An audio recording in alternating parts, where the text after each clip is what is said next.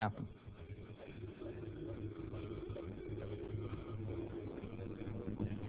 And it's really just that simple.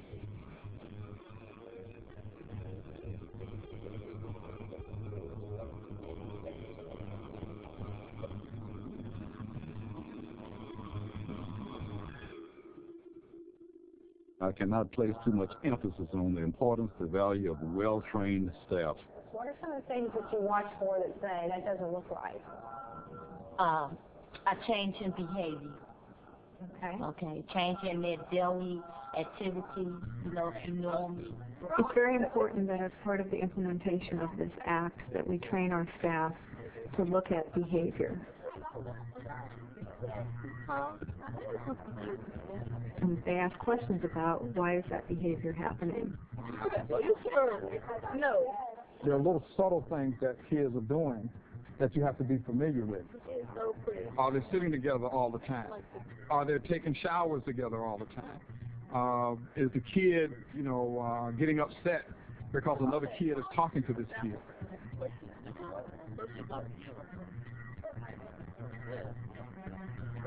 Likewise, it's also important to look at the behavior of adults. And it's important to train staff to be able to look at what is the behavior in the people that they're working with and know what of the behavior could constitute grooming behavior. It's extremely critical that we screen people as they enter the system to work. I want to know an individual's history locally, statewide, and nationwide. I want to know that he or she has not been charged and certainly convicted of an offense that would be clear to me that they are not deserving or. On with the dryer. By and large, most people in these places want to do right, and most of them will comply with the act. I've tried everything. Hey, I'm helping you. I'm just trying to help you. Sandra, we need to go upstairs.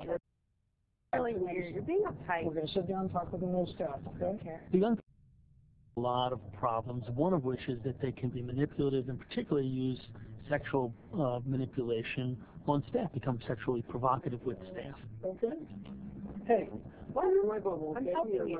I'm just trying to help you. Sandra, we need to go upstairs right now. You're being really weird. You're being uptight. We're going to sit down and talk with the new staff. Staff really need to maintain their boundaries with the young people while being also in a caring relationship. And it's not an easy thing for people to do, but that is the art of being able to work with young people in a correctional setting. Okay, let's go. A large part of adolescence is coming to terms and coming to grips with their sexuality, and we don't always prepare staff for that situation, I think, as adequately as we should. Over 60% of our kids coming into the system have mental health issues, defined mental health issues. Some of the youth will have been sexually assaulted prior to coming into the facility, and often those young people can be suffering from post-traumatic snares, eating problems, irrational anger and rage, and also it can make them more vulnerable to sexual predators inside the facility. And so you have to ensure that you have mental health folks, psychiatrists, psychologists, mental health social workers, people involved with those kids. Come in. Sure, Drea, come on in.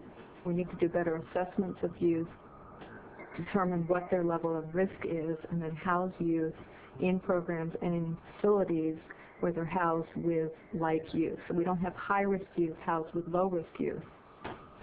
Hey boy, you carry that. We need to build programs around the kids that are sensitive and to make clear to them that we're looking for ways to improve their quality of life both within the facility and after they leave the facility.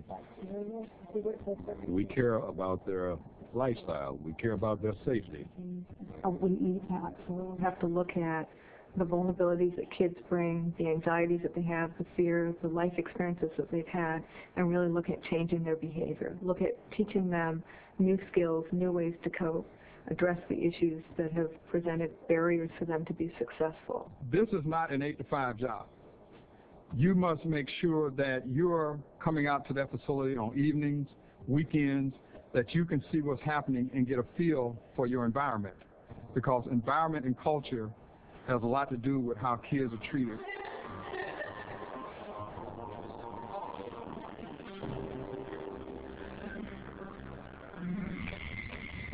We can't guarantee nothing is ever absolutely going to happen to a kid, but I can guarantee that when I become aware, I'm going to respond quickly. We must do more than fire individuals once they commit a sexual act or otherwise violate the PREA guidelines. To stop simply at firing those individuals and getting them out of our system allows them to move laterally into another agency, state agency, private agency. They don't go away. Those individuals immediately begin to look for the next victim, the next opportunity to create a victim. Take it real easy, okay?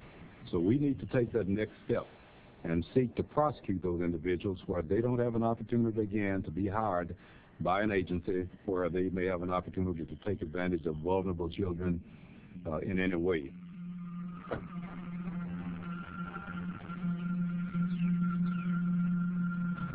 The kids are doing time in facilities and under pressure to provide sex against their will. They're not going to become the kind of citizens we want them to be when they return back to our streets. They're going to be violent and bitter and wounded. Everybody go around and give them a feeling check on how you feel and your goal for the day. My name's William. I'm 17 years old. Really kind of nervous. I think this may actually give us the opportunity to show the good work that we're doing in our facilities. I encourage as my peers to not go safe and be strong and safe as possible. I think that when we start collecting the statistics and we start re-examining our policies and re-examining our programs, I think we should take every opportunity to talk to judges, to talk to other juvenile justice professionals, whether it's probation officers, aftercare workers, social workers, whatever we have in our state. And we need to work more as a team. We have needed to do this for years, but this might be the impetus that brings us together and lets us talk with pride about what we do rather than being defensive about what isn't done.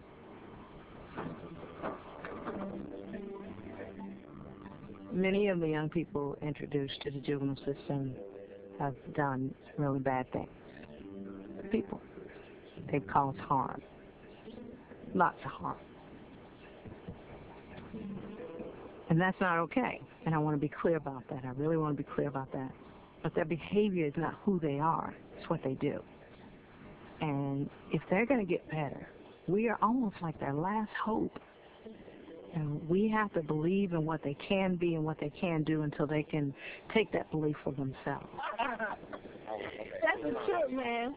You're in that and it was like, I don't even ask. Treat it like your child would be in that institution. And if your child was in that institution or in our system, period, how would you respond? What would you put in place? What would you do to make it better? If you do those kinds of things, then that's going to make the system better for everyone.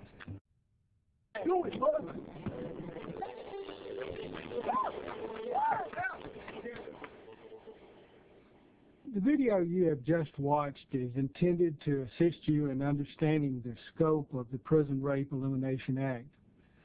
This introductory video and companion training resource kit emphasizes the importance each of you have in implementing policy and practice that assures compliance with the law.